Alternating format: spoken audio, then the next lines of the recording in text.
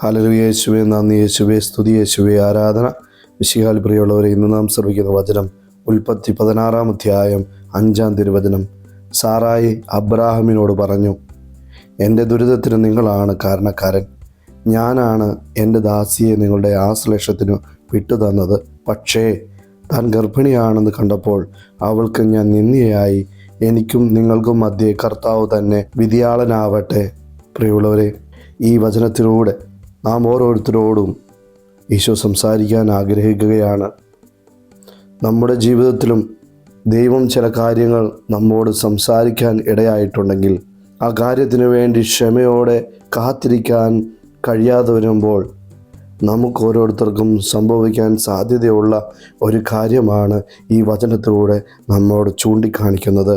പ്രിയമുള്ളവരെ, അബ്രാഹത്തിന് ദൈവം കൊടുത്ത വാഗ്ദാനം പിന്നീട് അബ്രാഹത്തിന് പ്രത്യക്ഷപ്പെട്ടുകൊണ്ട് ദൈവം അബ്രാഹത്തോട് പറഞ്ഞു, ഈ വസന്തകാലത്ത് നിൻ്റെ ഭാര്യ ഒരു കുഞ്ഞിനെ പ്രസവിക്കും, അപ്പോൾ ഞാൻ തിരിച്ചു വരും എന്ന് പറഞ്ഞപ്പോൾ കതകിന് പുറകിൽ നിന്ന അബ്രാഹത്തിൻ്റെ ഭാര്യ തൻ്റെ വാർദ്ധക്യത്തിൽ കുഞ്ഞിനെ പ്രസവിക്കാനുള്ള എല്ലാ കഴിവുകളും നഷ്ടപ്പെട്ടു എന്ന് മാനുഷികമായി ഉള്ള ചിന്തയിൽ മനസ്സിലാക്കിക്കൊണ്ട് അതിനെ തള്ളിക്കൊണ്ട് ചിരിച്ചപ്പോൾ ദൈവം അബ്രാഹത്തോട് ചോദിക്കുകയാ, അബ്രഹാം, എന്തുകൊണ്ടാണ് നിൻ്റെ ഭാര്യ ചിരിച്ചത് എന്ന്, അവൾക്ക് വിശ്വസിക്കാൻ പറ്റാതെ പോയത് എന്ന്. അപ്പോൾ അബ്രാഹത്തിൻ്റെ ഭാര്യ അവിടെ നിന്നുകൊണ്ട് അതിനെ നിഷേധിക്കുന്ന ഭാഗവും നമുക്ക് വചനത്തിൽ നിന്നും കാണാൻ സാധിക്കുന്നതാണ്. പ്രിയമുള്ളവരെ, പിൽക്കാലത്ത് വസന്തകാലത്ത് കുഞ്ഞ് ജനിക്കുമെന്ന് പറഞ്ഞിട്ടും അവർക്കതിനെ വിശ്വസിക്കാൻ കഴിയാതെ പോയി. പിന്നീട് ഈജിപ്തുകാരിയായ തൻ്റെ പരിചാരികയായ ഹഗാറിനെ അബ്രാഹത്തിന് വിട്ടുകൊടുത്ത് അവളിലൂടെ അബ്രാഹത്തിന് ഒരു കുഞ്ഞ് ജനിക്കുന്നു. ഈ കുഞ്ഞ് ജനിക്കാനായി ഒരുങ്ങിയിരിക്കുന്ന സമയത്ത് അബ്രാഹവും സാറായും തമ്മിൽ നടന്നിട്ടുള്ള ഒരു സംഭാഷണ ഭാവമാണ് ഈ വചനത്തിലൂടെ ദൈവം നമ്മുടെ മുൻപിലേക്ക് ഇപ്പോൾ നൽകിയിരിക്കുന്നത്.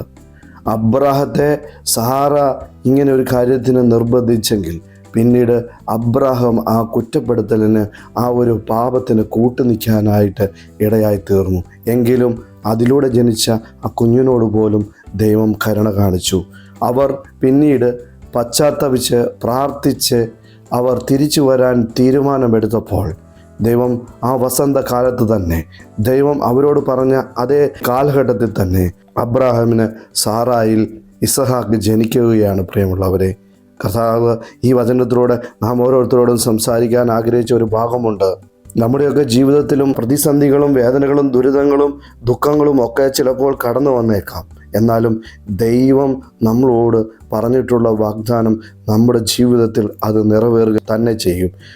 ആ വാഗ്ദാനം നിറവേറുന്നതിനിടയിൽ നമുക്ക് പ്രതിസന്ധികളുണ്ടായേക്കാം, പ്രയാസങ്ങളുണ്ടായേക്കാം, സങ്കടപ്പെടുത്തുന്ന അനുഭവങ്ങളുണ്ടായേക്കാം, ചിലപ്പോൾ നമുക്ക് നഷ്ടപ്പെടുത്തേണ്ടിയും വന്നേക്കാം. പക്ഷേ ആ ചിലത് നഷ്ടപ്പെടുത്തിയെങ്കിൽ മാത്രമേ ദൈവം ആഗ്രഹിക്കുന്ന, ദൈവം ഇഷ്ടപ്പെടുന്ന ഒരു വ്യക്തിയായി തീരുവാൻ നമുക്ക് ഓരോരുത്തർക്കും സാധിക്കുകയുള്ളൂ. അതുകൊണ്ട് പ്രിയമുള്ളവരെ, നമുക്ക് ഓരോരുത്തർക്കും ജീവിതത്തിലേക്ക് നൽകാൻ ആഗ്രഹിക്കുന്ന അനുഗ്രഹത്തിന് വേണ്ടി നമ്മുടെ ജീവിതത്തിലെ മാറ്റാൻ കഴിയാതെ കിടക്കുന്ന എല്ലാ അവസ്ഥകളെയും ദൈവത്തിൻ്റെ കരുണയാൽ മാറ്റപ്പെടാനായി നമുക്ക് ഓരോരുത്തർക്കും പ്രാർത്ഥിച്ചൊരുങ്ങാം. അങ്ങനെ ദൈവം ആഗ്രഹിക്കുന്ന, ദൈവത്തിൻ്റെ വാഗ്ദാന പൂർത്തീകരണത്തിന് വേണ്ടി ഒരുക്കുന്ന ഒരു വ്യക്തിയായി തീരുവാൻ നമുക്ക് ഓരോരുത്തർക്കും പ്രാർത്ഥിച്ചൊരുങ്ങാം. ദൈവം എല്ലാവരെയും സമൃദ്ധമായി അനുഗ്രഹിക്കട്ടെ. Praise the Lord.